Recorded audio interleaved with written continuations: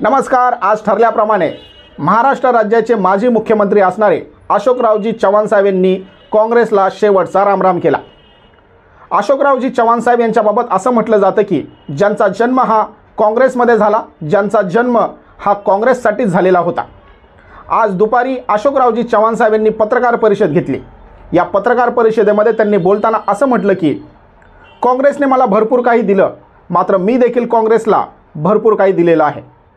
अशोकरावजी चव्हाण साहेब यांचे वडील देखील महाराष्ट्र राज्याचे मुख्यमंत्री राहिलेले आहेत।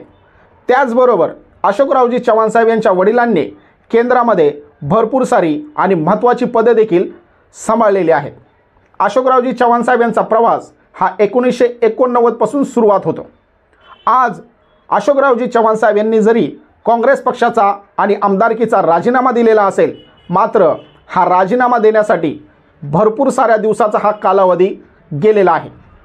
अशोकरावजी चव्हाण साहेब यांनी काँग्रेस सोडली, मग त्यांच्या मागे किती आमदार काँग्रेस सोडणार आहेत, याच्यामध्ये किती मंत्री आहेत, त्याचप्रमाणे लोकसभा आणि राज्यसभेचे किंवा आजी किंवा माजी किती खासदार हे अशोकरावजी चव्हाण साहेब यांच्यासोबत जाणार आहेत। आज आपल्याकडे इत्थंभूत अशी माहिती मिळालेली आहे की काँग्रेसचे 15 आमदार हे अशोकरावजी चव्हाण साहेब यांच्यासोबत जाणार आहेत। मग ते 15 आमदार कोण आहेत, त्यांचे मतदारसंघ कोणते आहेत आणि त्यांची नावं काय आहे। सगळ्यात पहिले महाराष्ट्र राज्याचे माजी 2 खासदार हे अशोकरावजी चव्हाण साहेब यांच्यासोबत जाणार आहेत।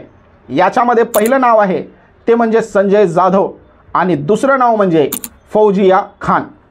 हे 2 काँग्रेसचे माजी खासदार अशोकरावजी चव्हाण साहेब यांच्यासोबत भारतीय जनता पार्टीमध्ये प्रवेश करण्याची शक्यता आहे, किंवा अशोकरावजी चव्हाण साहेब ज्या पक्षामध्ये जातील त्या पक्षामध्ये हे 2 माजी खासदार जातील। आज दिवसभरामध्ये जे 15 आमदार अशोकरावजी चव्हाण साहेब यांच्यासोबत जातील असं म्हटलं जात होतं, त्यांची नावे पुढीलप्रमाणे आहेत। पहिलं नाव अमर राजूरकर, हे माजी आमदार आहेत विधान परिषदेचे। दुसरं नाव नसीम खान, हे देखील माजी आमदार राहिलेले आहेत चांदिवली विधानसभेमधून। तिसरं नाव हिरामन खोसकर, हे इगतपुरीमधील सध्याचे आमदार आहेत। चौथं नाव सुलभा खोडके, या देखील माजी आमदार आहेत।